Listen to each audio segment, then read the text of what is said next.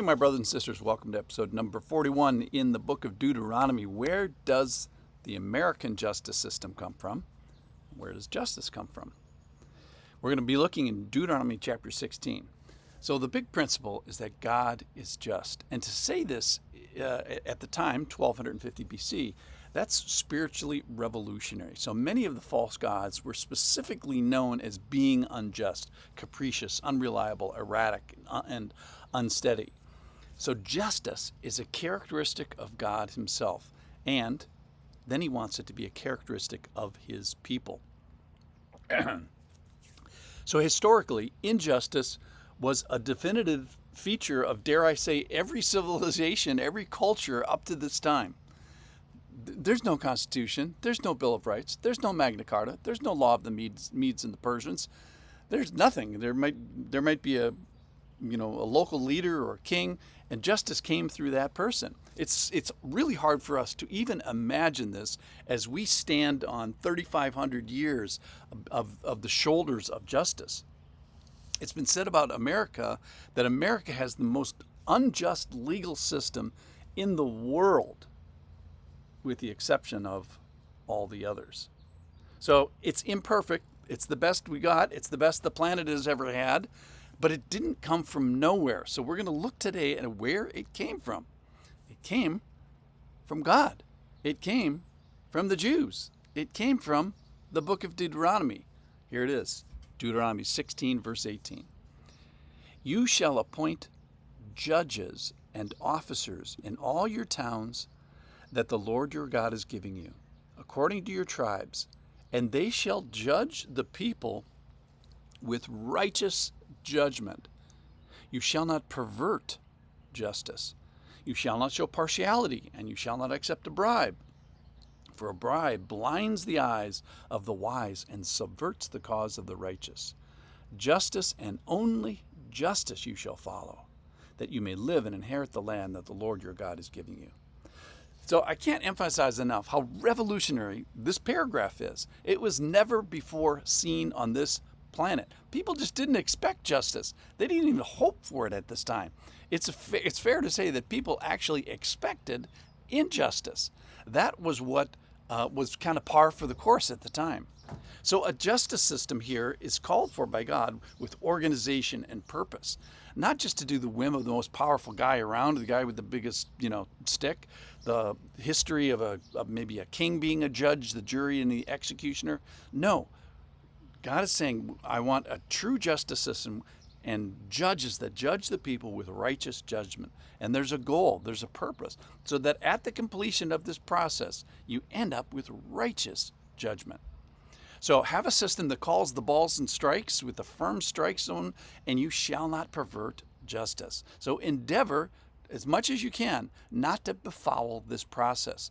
This was hinted at in Deuteronomy chapter 1, verse 17, where it says, you shall not be partial in judgment. You shall hear the small and the great alike. You shall not be intimidated by anyone, for the judgment is God's. The small and the judge stands under God. And the case that's too hard for you, regular justice guy, you shall bring it to me, Moses, and I will hear it. So up to this point in history, let's just talk about this again. This was just a story of the strong dominating the weak. And here, the small stands on equal footing with the great. Here, the small and the great and the earthly judge stand before the heavenly judge. And that changes everything. So he says, you shall not bear false witness in court. Why? Because you, in this court or in this judgment place, you are being watched. So ultimately, we are to fear him because he's the ultimate judge. So regarding this system, it's tiered toward difficulty. In other words, Moses gets the hard cases. And it's local, it's righteous, it's not partial, and it's not to be influenced by a bribe. Verse 19, you shall not show partiality, you shall not accept a bribe, for a bribe blinds the eyes of the wise and subverts the cause of the righteous. So justice heretofore has been swayed severely by power, and in this case now money. So money subverts the cause of the righteous. Because when you go to court, if you know you've done nothing wrong, you're probably not offering the bribe. It's the unjust guy that's offering the bribe. So in conclusion, He's saying, do not pervert justice. Don't show partiality towards power or riches. Don't accept bribes. Don't bear false witness. That's in the Ten Commandments. Because ultimately, all this is being witnessed by God himself. So justice, the whole concept of justice, derives from the very character of God himself. So let's try to make this practical at the end here. So practical justice. We all stand before God in what we say and do and how we judge. So if you are involved in any part of the justice system, maybe in your home, maybe in relationships, maybe in work, maybe in the public sector, to represent God and his justice faithfully.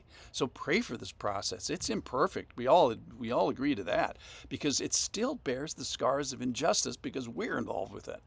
So this imperfection, this very imperfection of our justice system, is one of the reasons that Jesus had to come. So we stand before a perfectly just God. I always get the kick out of people that carry around the sign and say, hey, we want justice, and we want it now. Well, not a single person ever has presented them at the pearly gates or the throne of God, the judgment seat of God, the bema seat of God, and asked for justice. Not one.